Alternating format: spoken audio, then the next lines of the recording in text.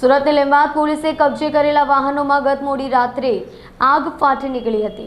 આગની જાણ થતાં જ માન દરવાજા, ડુંભાલ અને ઉધના ફાયર વિભાગની ટીમ ઘટના સ્થળે પહોંચી હતી। સુરત શહેરના લીંબાદ વિસ્તારમાં આવેલ મીઠી ખાડી જંગલશાહ બાવાની દરગાહ પાસે લીંબાદ પોલીસ સ્ટેશનના કબજે લેવાયેલા ગાડીના ગોડાઉનમાં આગ ફાટી નીકળી હતી। આગની જાણ થતાં જ માન દરવાજા, ડુંભાલ અને ઉધના ફાયર વિભાગની ટીમ ઘટના સ્થળે દોડી આવી હતી। મળતી માહિતી અનુસાર સુરતના લીંબાદ વિસ્તારમાં આવેલ મીઠી ખાડી જંગલશાહ બાવાની દરગાહ પાસે ખુલ્લા પ્લોટમાં પોલીસ દ્વારા જપ્ત કરાયેલા વાહનો મૂકવામાં આવ્યા હતા। જોકે આ વાહનોમાં અચાનક આગ લાગતા સાથે રહેલા અન્ય વાહનો પણ આગની ચપેટમાં આવી ગયા હતા।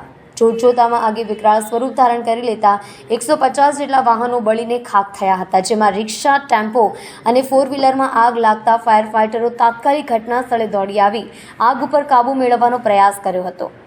વાહનોમાં લાગેલી આગ ઉપર પાણીનો મારો ચલાવી ભારે જહેમત બાદ આગ ઉપર કાબુ મેળવાયો હતો। સદનસીબે આગ લાગવાની ઘટનામાં કોઈપણ પ્રકારની જાનહાનિ થઈ ન હતી।